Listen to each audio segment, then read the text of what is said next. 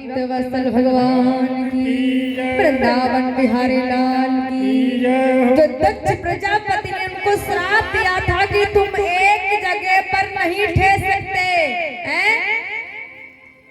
रमता जोगी बहता पानी, अगर जल बहता रहता है तो साफ रहता है, और ठहर जाता है उसमें मच्छर बहुत हो जाते हैं, गंदा हो जाता है। वैसे मच्छर बहुत ज्यादा है मच्छर मोटे मोटे, यहाँ है कि नहीं? हमारे यहाँ तो बहुत मोटे मोटे।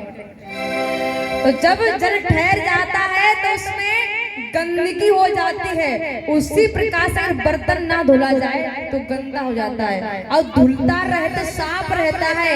यहाँ पर एक नहीं, अगर दिमाग चलता रहे तो बढ़िया रहता है, और कहीं ऑफ हो गया तो बेकार हो जाता है। तो संत का क्या है?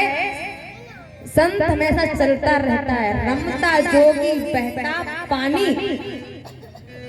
तो संत का स्वभाव होता है, आज यहाँ है तो कल वहाँ है, कल वहाँ है तो परसों वहाँ है। उसी प्रकार से नारद जी हमेशा चलते रहते थे।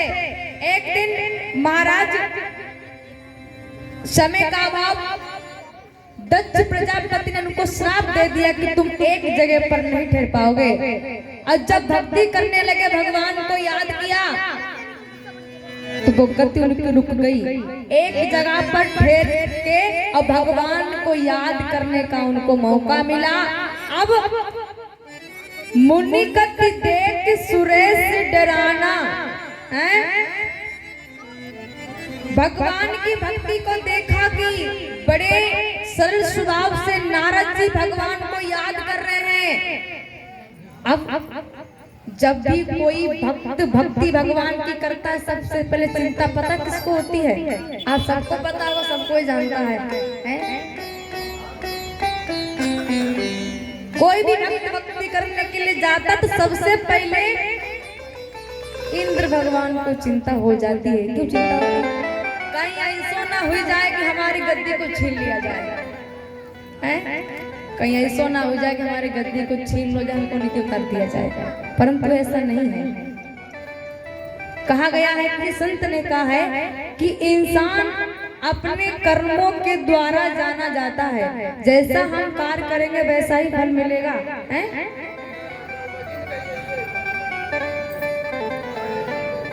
और यहाँ से सीख और मिलती है कि दूसरे की बढ़ती को देख करके जो इंसान खुश होता है, उसको आगे बढ़ाने में सहारा देता है, वो इंसान नहीं भगवान के समान होता है। जब किसी पर वक्त पड़ता है, कोई साथ दे देता है, तो कहते भैया आज आप हमारे लिए भगवान हो गए। क्यों होंगे?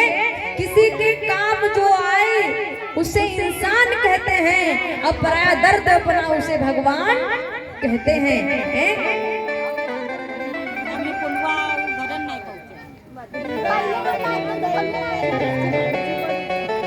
देवराज को बड़ी चिंता हुई कि किसी प्रकार से इनकी भक्ति को रोक दिया जाए। अगर भक्ति ऐसे आगे बढ़ती रही तो ऐसा हुआ कहीं इनकी भक्ति और आगे बढ़ी तो हमारी गद्दी छिन जाएगी, गद्दी से हमको उतार दिया जाए। क्या करें? किस प्रकार से रोका जाए? तुरंत ही अप्सराओं मेनकाओं को आज को बुलवाया गया और जवाब दिया जाओ कि जहां पर नारद जी जो है भगवान की भक्ति कर रहे हैं, आप क्या उनकी भक्ति को रोक सकते हैं?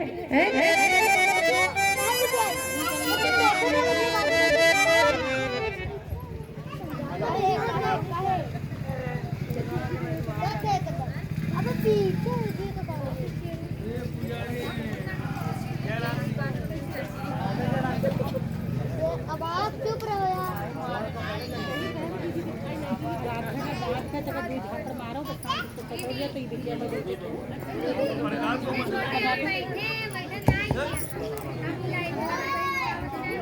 बोली भक्त वत्सल भगवान की। एक बड़ी अच्छी सूचना है, दिल को खुश करने वाली।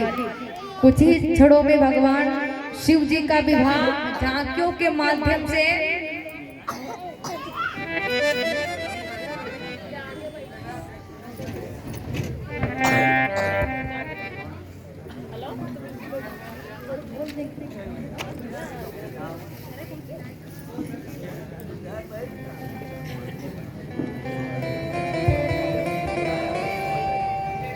गुरुदेव जी जो हैं कथा को सुनाएंगे और झांकी का भी आनंद आपको प्राप्त होगा।